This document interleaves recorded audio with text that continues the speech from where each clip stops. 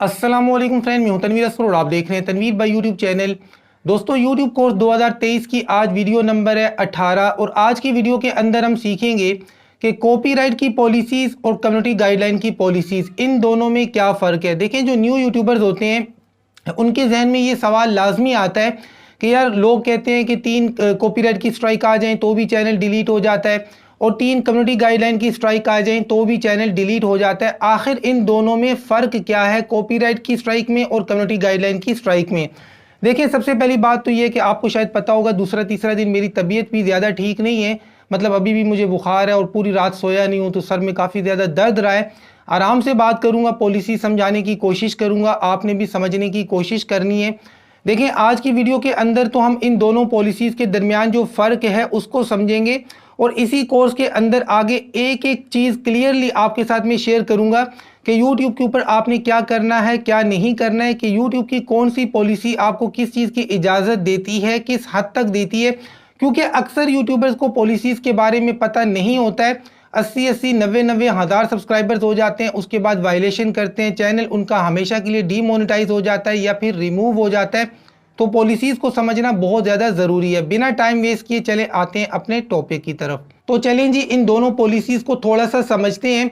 देखिए, यूट्यूब ने ना 2 तरह की पॉलिसीज़ बनाकर रखी हैं। एक है कॉपीराइट की पॉलिसीज़ और दूसरी है कम्युनिटी गाइडलाइन की पॉलिसीज़। अब इन दोनों में क्या फ़र्क है? देखिए, ये जो कॉपीराइट की पॉलिसीज़ है ना, ये बनाने का मकसद ये है कि हम एक दूसरे के हुकूक की पामाली ना करें।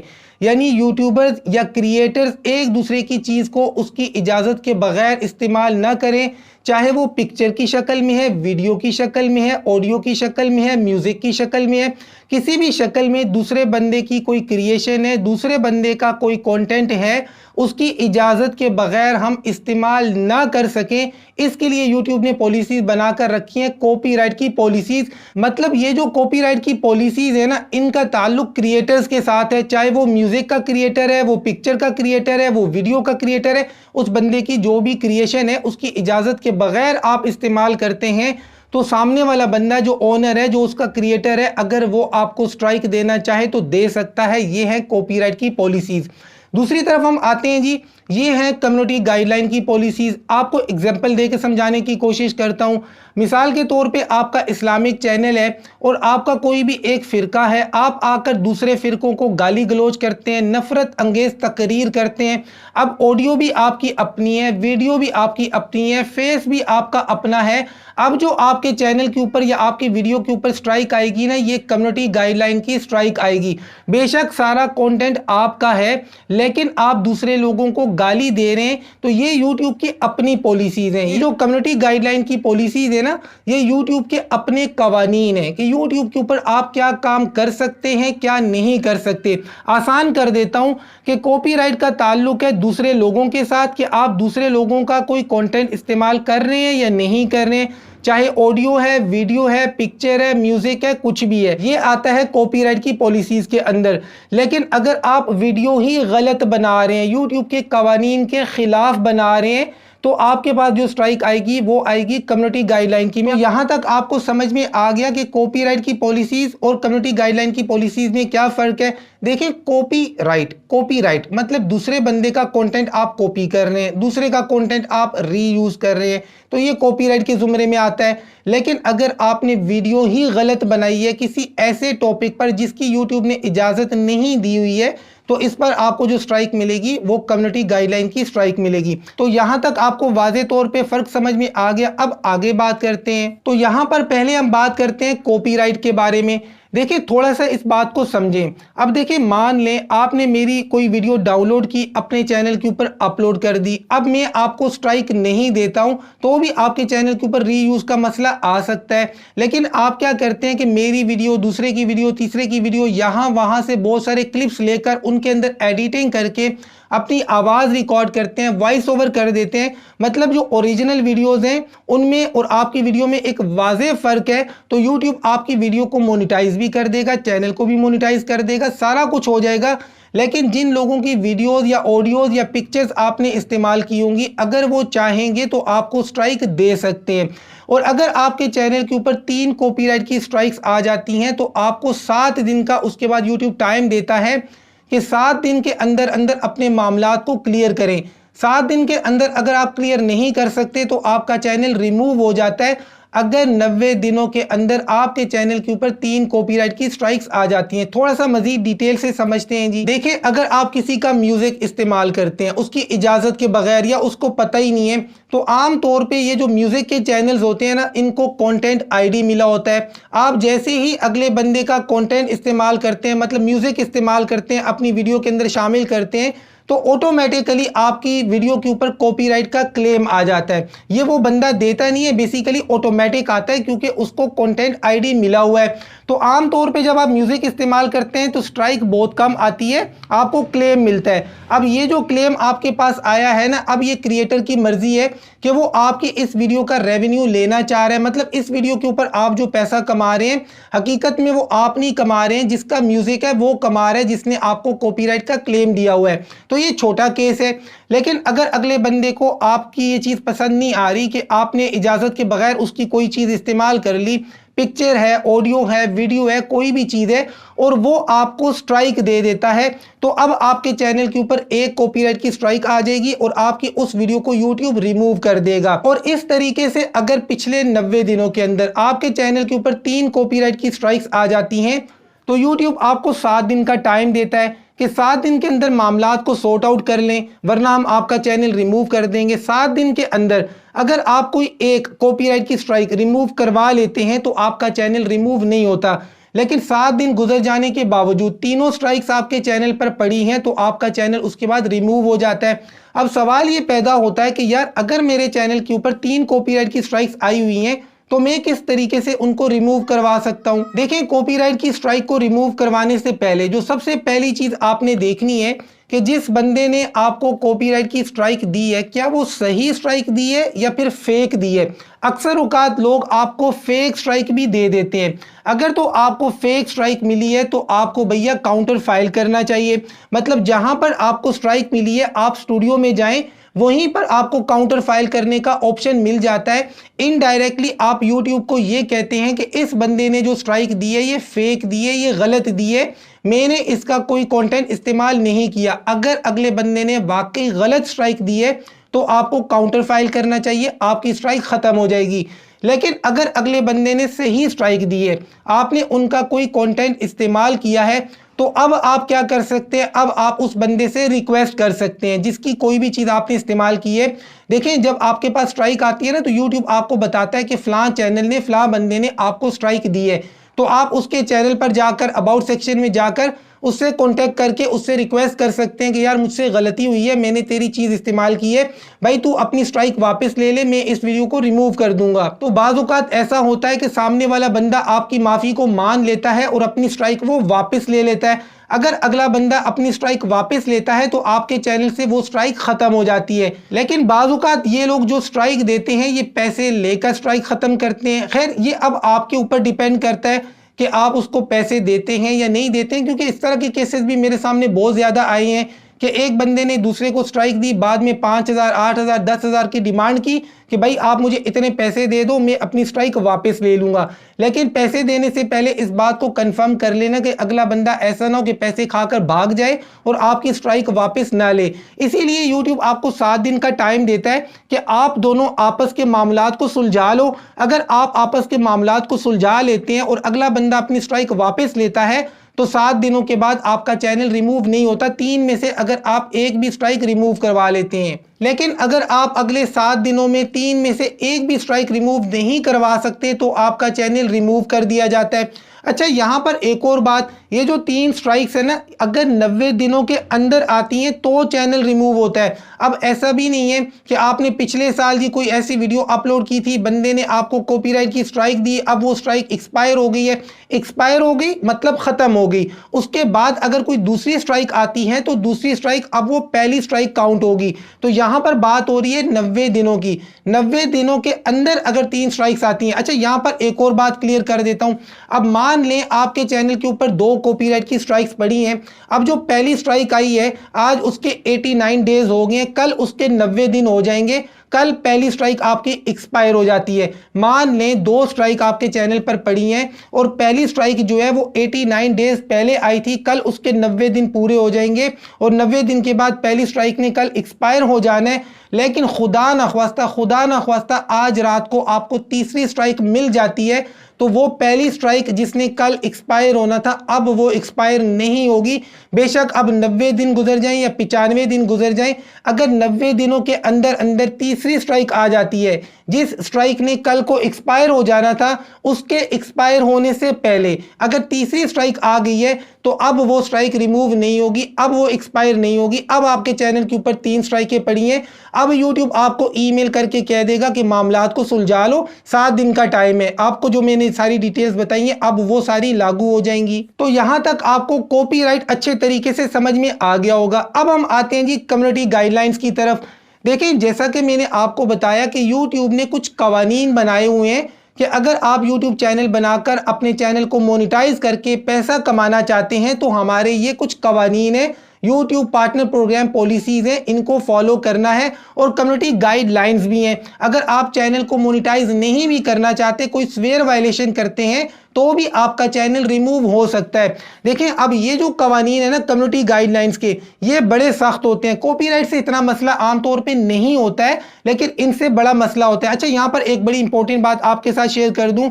बाद लोग सवाल करते हैं कि तनवीर भाई मेरे चैनल के ऊपर एक कॉपीराइट की स्ट्राइक पड़ी है, क्या चैनल मोनेटाइज होगा? 2 स्ट्राइकें पड़ी हैं, क्या चैनल मोनेटाइज होगा? तो जी हाँ, 1 स्ट्राइक के साथ और 2 कॉपीराइट स्ट्राइक के साथ भी चैनल मोनेटाइज होते हैं। मेरे हाथों के ही चैनल मोनेटाइज हुए हैं। लेकिन यहाँ पर इस बात को आपने ध्यान में रखना है। अब मान लें आज आपके चैनल के ऊपर 1000 सब्सक्राइबर, 4000 घंटों का वॉच टाइम कंप्लीट होता है, आपने मोनेटाइजेशन के लिए अप्लाई कर दिया, आपने यहां से अप्लाई किया, अगले दिन आपकी किसी मेन वीडियो के ऊपर कॉपीराइट की स्ट्राइक आ जाती है। मतलब वो वीडियो जिसकी वजह से आपका वॉच टाइम कंप्लीट हुआ है या फिर जिसके ऊपर सबसे ज्यादा व्यूज हैं, अब अगर वो वीडियो रिमूव हो जाती है तो आपका वॉच टाइम तो नीचे आ जाएगा, 4000 घंटों से बहुत ज्यादा नीचे आ जाएगा।